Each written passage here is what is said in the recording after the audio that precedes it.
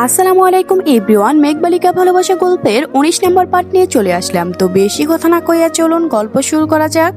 শুরু হলো আমার নতুন যাত্রা। এটুকু বলে সিনথিয়া উল্টো ঘুরে নিজের জামার পিছনে জিপার টেনে নিচু করে। ইফরাত তখন হাতের বাজে হাত গুজিয়ে দিয়ে দাঁড়িয়ে আছে, চোখ দুটো মাটিতে নিস্তব্ধ। পিছন ঘুরিয়ে সিনথিয়া বলে, সেদিন ছিল আমার জীবনের স্মরণীয় দিন। কেউ বাসায় নেই, আমাকে চাচির কাছে রেখে যায় আম্মু। ভাইয়া সেই দিন ঢাকার বাইরে, আমিও থেকে যাই নিশ্চিন্তে। আমি বিকালে ঘুমাই, চাচি বিকালবেলায় ছাদে যায়। হঠাৎ অনুভব করি আমার পিছনে সুরসুরি লাগছে। আমি ঘুমের পাথর, যেন বাকি পৃথিবীকে অগ্রযাক্য করে আরেকটু ঘুমায়। হঠাৎ আগের ভয়টা মাথায় চাড়া দিয়ে উঠে, ঘুম ছুটে চলে যায়। লাফিয়ে উঠে বসি, আমি নিস্তব্ধ বাকরন্দ। বিছানার পর ভাইয়া। আমি চেঁচিয়ে ওঠার আগেই তার হাতের আড়ালে আমার মুখ, নিজের ওড়নাটা আবারও আমার মুখের মধ্যে ঠেলে দেয়। তার শক্তির সাথে আমি কুল পাই না। মাসালাটের আত্মরক্ষার কৌশলে আমি প্রয়োগ করি। সে আমার ওপর থেকে দুহাত পিছিয়ে যায়, কিন্তু আবারও উঠে আমাকে উল্টো ঘুরে রাগে বৃক্ষে আমার পিঠে 6টা কামড় দেয়। সেটা মনে হয় মানুষের দেওয়া আঘাত নয়, প্রতিটা দাঁত আমার পিঠকে রক্তাক্ত করে দেয়। পিঠের মাংস বেদ করে কানাইন দাঁতগুলো ঢুকে যায়। আমার পিঠের অবস্থা দেখলে বুঝবেন। ইফরাত তাকায় না, সিনথিয়া পিছনে ফিরে তাকায়। পিছনে মাটির চোখ নামিয়ে দিয়ে বলে, সিনথিয়া ভেজা গলায় বলে, দেখুন না, কিছু আঘাত দেখতে হয়। পৃথিবীতে কত মানুষের কত দুঃখ যে হাসি মুখে আড়াল করে থাকে, এটা দেখেই বুঝবেন। ইফরাত এক হাত দূরে দাঁড়ানো। সিনথিয়ার বলার পর চোখ তুলে তাকায়। পিঠ জুড়ে গুলগুল হওয়া কামড়ের দাগগুলো যেন পুরো পিঠ করে দিয়েছে। ইফরাতের চোখ রক্ত উঠে যায়। সিনথিয়া ঘুরে দাঁড়ায়, তারপর আবার অস্ত্রশক্ত নয়নে বলে, সর্বশক্তি দিয়ে প্র্যাকটিস এর বাস্তবায়ন করি সেই দিন প্রথম। আমার ভিতরে যত শক্তি ছিল ওর ওপর প্রয়োগ করে মারতে মারতে সেদিন আত্মরা করে পরে জ্ঞান হারাই। আমি সেই দিন প্রথম বাবাকে আমার পিঠটা দেখাই। আমি যদি মিথ্যা বলি, এই জানোয়ারের মতো কামড় কে দিল? আমি কি আমার পিছনে কামড়াতে পারি? বাবা সেই দিন কেঁদেছিল, কিন্তু এরপরও আমার ন্যায় বিচার পেলাম না। ভাই ভাই সম্পর্কে রক্ষা তারা এই পুরো বিষয়টা ধামাচাপা দিল। আমি শুধু প্রতি রাতে যন্ত্রণায় পড়তাম। এই হলো জীবন। পুরুষ নামক শব্দটা ঘৃণা জন্মালো। কারোর সাথে কথা বলতাম না, বাইরে যেতাম না, এভাবেই চলছিল। এক সময় রাফি এলো। রাফি ওর বোনকে কলেজে দিতে আসতো। ওইখান থেকে আমাকে দেখেছিল। কত বিশ্বাস, কত ভরসার জায়গা সে নিজে তৈরি করলো। আমি তবুও বিশ্বাস করলাম না। বন্ধুরা বুঝালো সব ছেলেরা এক নয়, বন্ধুত্ব করলে তো দোষের কিছু নয়। মেনে নিলাম। কাছ থেকে দেখলাম ছেলেটা সত্যিই ভালো। তাকে আমার সমস্ত পাস্ট খুলে বললাম। সে মেনে নিল, আমিও মেনে নিলাম। শর্ত ছিল বিয়ের আগে কোনোদিন স্পর্শ করতে পারবে না। রাফি মেনে নিয়েছিল। 2 বছরের সম্পর্ক ওর কথা রেখেছে। কখনো স্পর্শ করিনি, তবে একদিন খুব অসুস্থ থাকায় চোখের পাতায় ওর ঠোঁটের স্পর্শ পেয়েছিলাম। মিথ্যা বলবো না, তখন ভালো লেগেছিল। এরপর দেখুন ভাগ্যের নির্মম পরিহাস, তার কাছে আবারও ঠকে গেলাম। বিশ্বাস শব্দটা হারিয়ে গিয়েছে জীবন থেকে।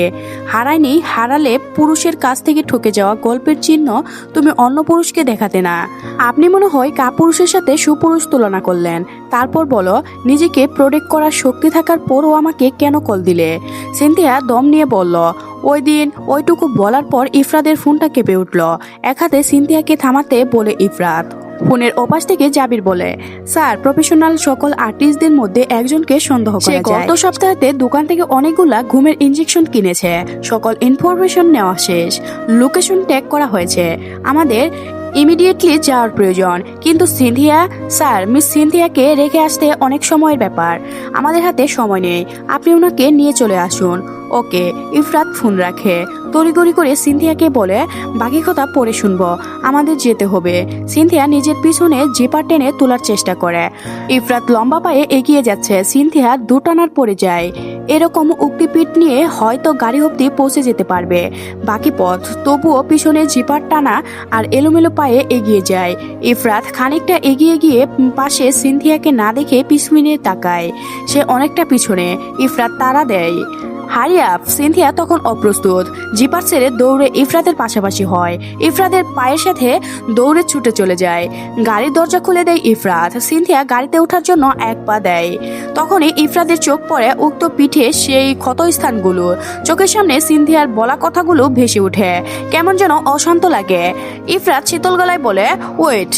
সিনথিয়া পিছু ফিরে জিজ্ঞাসাসূচক দৃষ্টিতে তাকিয়ে থাকে। ইফরাত চোখের ইশারায় বলে সামনের দিকে ঘুরতে। সিনথিয়া ইফরাতের সামনে ঘুরে দাঁড়ায়। ইফরাত বলিষ্ঠ হাতে টেনে আনে জামার দু প্রান্ত, মাঝখানে জিপার টেনে তুলে ঢেকে দেয় পুরনো যন্ত্রণার ইতিহাস। ড্রিম লাইটের মৃদু আলো, সিলিং এ ঝুলানো ফ্যানের ক্যাটক্যাট আওয়াজ, পাশের রুমে উচ্চ শব্দে গান বাজানো, আর বুকের ভিতর দাউ দাউ করে জ্বলছে আগুনে পুড়ছে রিমা। তার বোধহয় শক্তি যেন শূন্যের কুটায়। জীবনে কিছু মুহূর্ত আসে মনে হয় নিজেকে নিঃশেষ করার জন্য। অন্ধের মতো বিশ্বাস করে ঠকে গিয়েছে, বেঁচে থাকার শক্তি হারিয়ে ফেলেছে যেন সে। কিছু সময় নিজের মস্তিষ্ক শূন্য মনে হয় সব যদি দুঃস্বপ্ন হতো। সাদা দবদবে টাইলিসের কাত হয়ে স্টাডি রুমে শুয়ে আছে রিমা। চোখের কোণে ছুঁয়ে পড়ছে উষ্ণ নুনতা জল। অদৃশ্য তিক্ত ছোঁয়া বুঝে আসছে গলা, যেন কেউ দু হাতে গলা চেপে ধরে আছে। বুকের ওপর পুরো পৃথিবীর ভার চাপিয়ে দেওয়া হয়েছে তার। মাথার যন্ত্রণা নাফ যেন ছিঁড়ে যাচ্ছে। এত যন্ত্রণা কেন? কেন? কি অপরাধ ছিল তার? তেলের ঘাটিতে টেনে টেনে পিষে ফেলা সরিষা থেকে টুপ টুপ করে তেলের সৃষ্টি, ঠিক সেরকম বুকের ভিতর যন্ত্রণা তাকে পিষে পিষে রক্তগুলো যেন চোখের জলের সৃষ্টি করছে। এক ফোঁটা চোখের জল যেন শরীর থেকে চুষে আনা রক্ত। সে চোখ মুখ খিচে কামড়ে ধরে উষ্ঠতা ধরে। ঠকে যাওয়ার যন্ত্রণা এত, জানলে সে কখনোই ভালোবাসতো না। এর চেয়ে কেউ তাকে দ্বিগুণ আগুনে পুড়িয়ে মারত, অথবা কুলকিনারাহীন অর্থে সাগরে ফেলে দিয়ে আসতো, তাহলেও এত ভুগতে হতো না। রিমা চোখ বন্ধ করে তখনই পাশে থাকা কয়েকটি মেয়ের মধ্যে একজন শব্দ করে ওঠে। শব্দগুলো অনেকটা বুবাদের মতো শোনা যাচ্ছে। তার কথা বাধা পড়ছে স্কোপ টপের আড়ালে। রিমা উঠে গিয়ে বসে নিজের হাতে বাঁধন খুলে, তারপর হামাগুড়ো দিয়ে মুখোমুখি বসে অচেনা মেয়েটির। মুখের স্পাই টিপ একটা খুলে দেয় মেয়ে। রিমা হাঁপিয়ে উঠে মেয়েটা চোখ ঘুরিয়ে দেখে চারপাশ, বড় বড় শ্বাস টানে। বিপদ টের পেয়ে গলা শুকিয়ে আসতে তার। জিভ দিয়ে ভিজিয়ে নেয় উষ্ণ কয়েকবার। এক গ্লাস পানি খুব প্রয়োজনীয় ছিল। কলিজা অব্দি শুকিয়ে গিয়েছে যেন। মেয়েটা রিমার দিকে তাকিয়ে বলে, এতগুলা মেয়ে এভাবে পড়ে আছে কেন? রিমা অল্প বয়সী মেয়েটার চোখে মুখে অবস্থা দেখে বুঝতে পারে সে অনেক বেশি ভয় পাচ্ছে। তার শ্বাস ওঠানামার অবস্থা বেহাল। রিমা মেয়েটির থুতনিতে আলো করে হাত রাখে, তারপর নিজেকে যথাসম্ভব স্বাভাবিক করে বলে, নাম কি তোমার? চৈত্র। তুমি কে? আমরা এখানে কেন? আমি রিমা। তোমার প্রশ্নের কোনো উত্তর আমার কাছে নেই বোন, তবে এইটুকু জানি আমরা বিপদে আছি। চৈত্র ছোট্ট বাচ্চাদের মতো ফ্যাল ফ্যাল করে কেঁদে ফেলল। রিমার সাথে সাথে মুখ চেপে ধরে, একদম না, এমন সময় কাঁদতে নেই। আমাদের বের হওয়ার রাস্তা বের করতে হবে, এটাই অপশন। কাঁদলে আরো পস্তাতে হবে। চৈত্র ঠেলে আসা কান্নার সামনে যেন নিজেই পাথর হয়ে বাধা দেয়। কান্না বন্ধ করে মূর্তির মতো বসে, দুই হাঁটু তখন বাঁধা। এতগুলা নিষ্পাপ প্রাণ এভাবে নষ্ট হবে ভেবেই কুল পায় না রিমা। নিজের জীবন তো নষ্টই, তাই বলে বাকিদের জীবন নষ্ট হতে দিতে পারে না। মৃত্যুর আগে সর্বশক্তি দিয়ে বাঁচানোর চেষ্টা করা উচিত। সে নিজে না বাঁচুক, বাকি প্রাণগুলো তো তার জীবন দিয়ে হলেও বাঁচানোর চেষ্টা করা উচিত। রিমা ফিসফিস করে বলে, বিপদের সময় কাঁদলে কোনো সমাধান হয় না। আমাদের উচিত প্ল্যান মাফিক আগানো। চলো সবাইকে প্রথমে ডেকে তুলি, তারপর প্ল্যান। রিমা ধীর গলায় প্রত্যেক মেয়েকে ডেকে তুলে, তারপর গোল হয়ে বসে রিমা প্ল্যান সাজায়। সবাইকে প্রথমে শান্ত হতে বলে। আমরা কেউ জানি না তারা কেন আমাদের তুলে এনেছে এবং কি চাই, জানা আমাদের উদ্দেশ্য নয়। আমাদের ফোকাস থাকবে এখান থেকে বের হওয়া। তোমরা যখন ঘুমন্ত অবস্থায়, আমি পুরো বাসা দেখে এসেছি। আমরা এখন দোতলায় আছি, নিচতলায় পাহারা দিচ্ছে অনেকে। তো প্ল্যান হলো আমি ছাদের দিকে যাব, আর এমনভাবে যাব ওরা যাতে বুঝতে পারে কেউ পালাচ্ছে। তখন বেশিরভাগ লোক ওপরে উঠে যাবে, আর তোমরা নিচে চলে যাবে। মেন দরজা চাবি আমার কাছে আছে, দরজা খুলে বের হয়ে যাবে। বাকিদের মুখটা ছোটো হয়ে আসে। এটুকু সময়ের মধ্যেই এদের মধ্যে একটা অদৃশ্য টান তাদের একশোটায় বেঁধে দিয়েছে। তাদের মধ্যে থেকে একজন বলে ওঠে, তাহলে তোমার কি হবে? আমার যাই হোক, ওসব চিন্তার বিষয় না, তোমরা আগে নিজেদের বাঁচাও। তার মধ্যে একজন বলে উঠল, তুমি আমাদের জন্য এতটা ভাবছো, আর আমরা তোমাকে বিপদের মধ্যে রেখে চলে যাব? দেখো, আমরা সকলে যদি একসাথে বের হতে চাই, কেউ বের হতে পারবো না। আসলে ওরা কতজন ঠিক আছে আমরা কেউ জানি না। যদি আমি ছাদের দিকে যাই, ওদের ফোকাস হবে আমি, বাদ বাকি 2-4 জন সাথে মোকাবেলা করতে তোমরা সবাই মুখ মলিন করে ফেলে। তবে বাস্তবতার সাথে আবেগের জায়গা নেই। এখন আবেগ দেখালে সবাইকে মরতে হবে। তারা প্ল্যান মাফিক প্রস্তুত হয়। ঠিক তখনই মেঝেতে পায়ের খট আওয়াজ শোনা যায়। একে অপরের দিকে তাকায় তারা। রিমা ফিসফিস করে বলে, কেউ ভয় পাবে না, যার যার জায়গায় শুয়ে পড়ো আর এমন অভিনয় করো যেন তোমাদের ঘুমই ভাঙেনি, ওকে? সবাই রিমার কথা মতো আগের মতো শুয়ে পড়ে, যেন ঘুমের বেবুরে তারা। রিমা আবারও বলে, আমরা দরজার পিছনে দাঁড়াবো, যে ঢুকবে তাকে এখানেই সাইজ করতে হবে, তবেই একজন কমবে। আর যত মানুষ কমবে তত আমাদের রাস্তা সহজ। সবাই বুঝতে পারছে। সবাই রিমার কথা মতো পজিশন নেয়। রিমা মেন দরজার লম্বা চাবি হাতে মুঠোয় পুরো দরজার আড়ালে দাঁড়ায়। লম্বা মতো একটা অল্প বয়সী ছেলে ঘরে ঢুকে সবাই ঠিকঠাক আছে কিনা পর্যবেক্ষণ করে। রিমা পিছন থেকে এগিয়ে আসে। তার শ্বাস অস্বাভাবিক উঠানামা করছে। ছেলেটি কিছুটা আঁচ করে। ঠিক তখনই পিছন থেকে রিমা সর্বশক্তি দিয়ে লম্বা চাবি মাথার মধ্যে গেঁথে দেয়। অকল্পনীয় তীব্র আঘাতে ছেলেটি মেঝেতে পড়ে যায়। বাকিরা উঠে দাঁড়ায়। একজন গলায় ওড়না খুলে ছেলেটির মুখের মধ্যে ঠেলে দেয়, অন্যজন বাঁধে হাত। নিজেদের বাঁধা হাতের দড়ি দিয়ে বাঁধে ছেলেটির পা, তারপর টেনে খাটের তলায় ঠেলে দেয়।